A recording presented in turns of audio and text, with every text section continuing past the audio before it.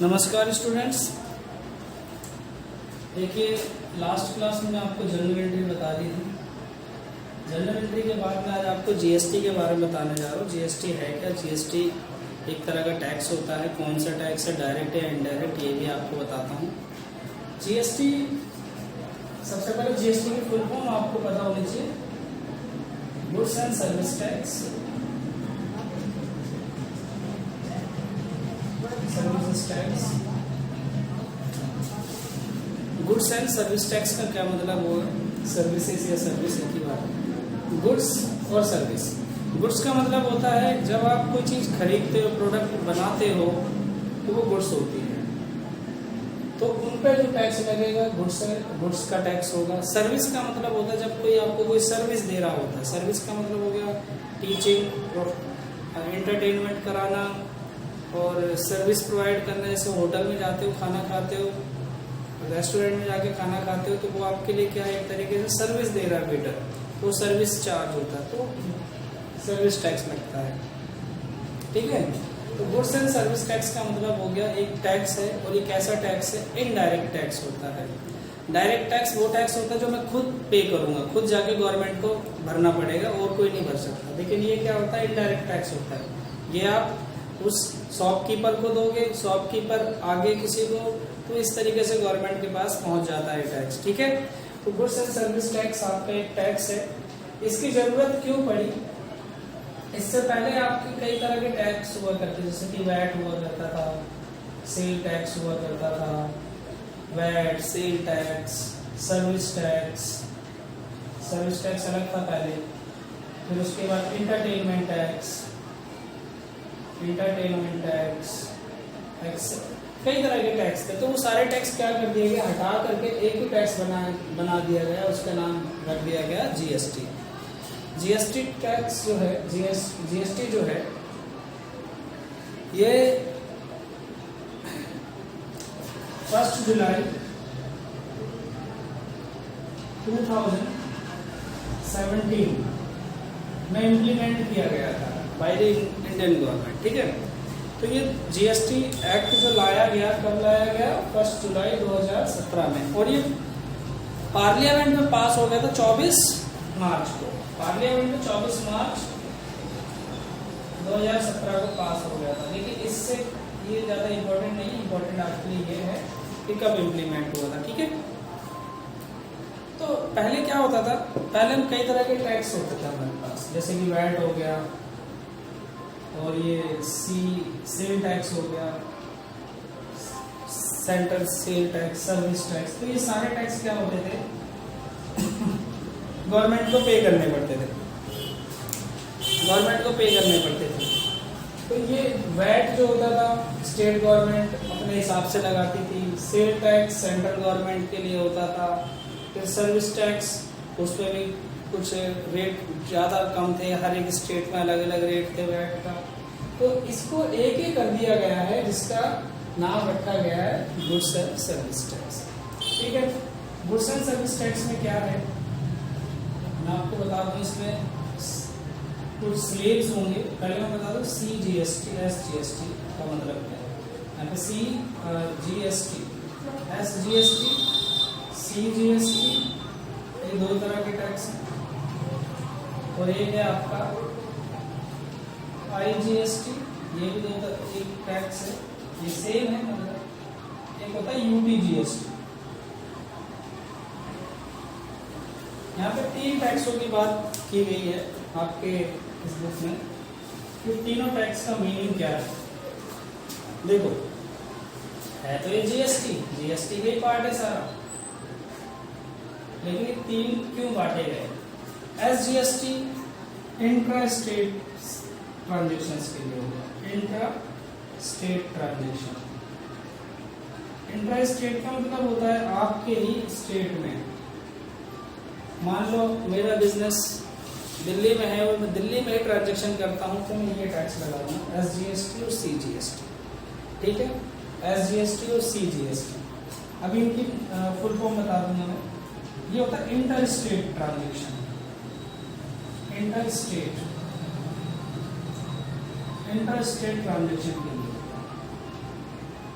Inter state का मतलब होता है अदर स्टेट में जाके, जैसे दिल्ली में बिजनेस हो रहा है, दिल्ली से हरियाणा में, यूपी में, तो इंटर स्टेट में IGST लगेगा।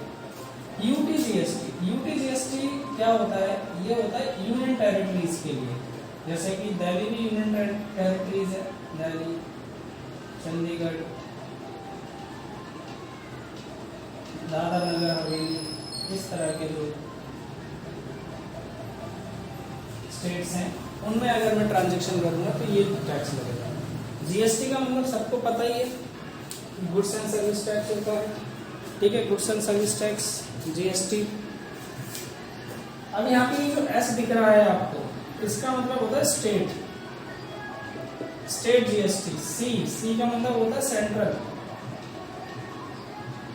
इसका मतलब जितना टैक्स लिया जाएगा, कुछ हिस्सा स्टेट गवर्नमेंट को और कुछ हिस्सा सेंट्रल गवर्नमेंट को जाएगा। कुछ का मतलब आधा हिस्सा, जितना भी टैक्स लिया जाता है, 100 रुपये लिया जाता है तो 50 रुपये स्टेट गवर्नमेंट रखेगी और 50 रुपये सेंट्रल गवर्नमेंट को देगी। यहाँ पे IGST इंटर स्टेट है, ये IGST इसे बोलते हैं इंटीग्रेटेड जीएसटी, इंटीग्रेटेड बोलते हैं, ठीक है।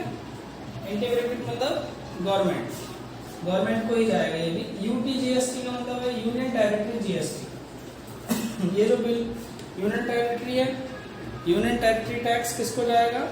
सेंट्रल गवर्नमेंट का ही जाता है, क्योंकि यूनियन टेरिटरी पे सेंट्रल गवर्नमेंट का ही अधिकार होता है। तो यहाँ पे SGST, CGST। अब यहाँ पे कुछ स्लेब होते हैं। स्लेब का मतलब है कि कुछ टैक्स के रेट होते हैं, कुछ टैक्स के रेट दिए हुए हैं हमें गवर्नमेंट ने दिए। 0% टैक्स, एक दिया 0% टैक्स, 5%, 12%, 18% और लास्ट है 28%, ठीक है। ये लास्ट 28% टैक्स है। तो बोला गया कि कुछ कम करेंगे टैक्स को। 0% टैक्स किस पे लगता है? 0% टैक्स इसेंशियल गुड्स पे लगता है। इसेंशियल मतलब जो हमारे दैनिक जीवन के लिए जरूरी हैं, जो हमारी लाइफ के लिए जरूरी है, ठीक है, उन पे लगेगा।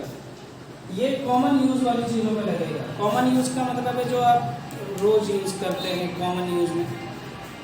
12% ये लगेगा आपको, स्टैंडर्ड रेट होता है। स्टैंडर्ड रेट यही माना गया, पहले में वैट होता था, वैट पे 12%, 12.5 स्टैंडर्ड रेट था, या जो अलग अलग होता था। तो स्टैंडर्ड रेट ये माना गया, मतलब जो भी स्टैंडर्ड चीजें होंगी उन पे इतना टैक्स लगेगा। 18% लगेगा maximum goods and all service standard rate है। ये मैक्सिमम ज्यादा से ज्यादा 18% लगा सकते हो। ये फर्स्ट स्टैंडर्ड रेट हो गया, सेकंड स्टैंडर्ड रेट हो गया। फिर उसके बाद 28 उन गुड्स पे लगेगा जो लग्जरियस गुड्स होती हैं, और ये टोबैको, तंबाकू पे भी लगता है 28%, ठीक है। तो ये कुछ रेट्स होते हैं। अब मान लो आप गवर्नमेंट ने 12% टैक्स कलेक्ट किया, तो उसमें से 6% आपका स्टेट गवर्नमेंट और 6% सेंट्रल गवर्नमेंट, इसी तरह 18%, ठीक है। ये GST का है, आपको मैंने प्रोफार्मा से समझा दिया। अब यहाँ पे क्या होगा, जब GST की जनरल एंट्री होगी तो उसमें इनपुट SGST,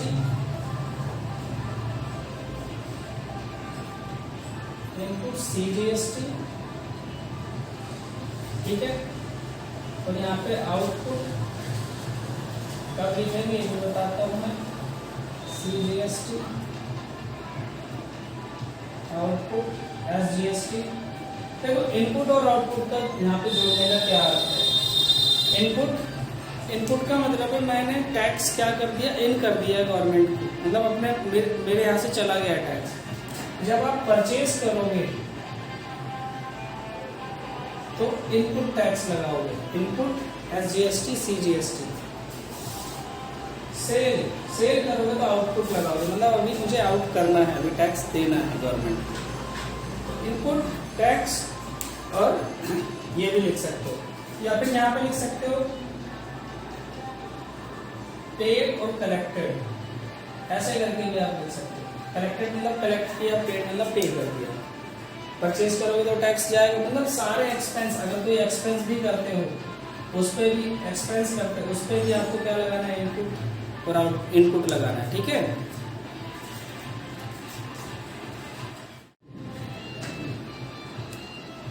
तो इनपुट लगाना उस पे भी।